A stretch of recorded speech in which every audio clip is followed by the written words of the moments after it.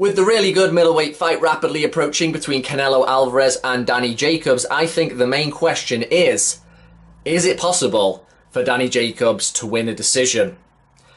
Now, Canelo has had some, shall we say, questionable scorecards in the past. A lot of people make jokes before Canelo fights these days saying, well, they've already got it 3 rounds to Canelo before the first bell. And despite what ambitions Jacobs may have about knocking out the Mexican, it's unlikely. Canelo has gone 24 rounds with Golovkin. And apart from, was it getting shook against Miguel Cotto's younger brother early in his career, I've never seen the guy hurt. Very solid indeed. Jacobs, with Andre Rozier in his corner, they're going to have to come up with a really squeaky clean game plan to use their natural advantages, the height, the reach, and movement to try and shut out Canelo such an extent in each round that the rounds are obviously Jacobs not an easy task at all.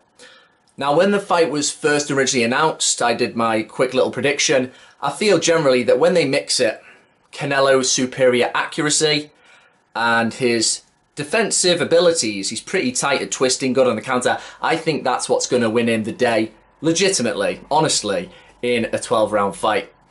Danny Jacobs is really going to have to try and use his jab. Whether he can fight disciplined enough to make these rounds obviously his, that is the big question. Do you think that's possible? Or is the natural hunter in him, the guy who likes to mix it up, throw those hooks, is that going to get the better of him? And is that where Canelo, with his sharper punching, with his really good counter punching, and defensively very savvy as well, is that where he's going to get the better of it? I feel that's the case, but is it possible? Is it even possible that Jacobs can get a decision?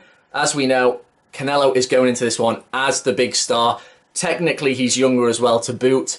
And Jacobs, despite his feel-good story about overcoming cancer, he's not that marketable. They probably don't see as much of a future in him at all, so he is really up against it here.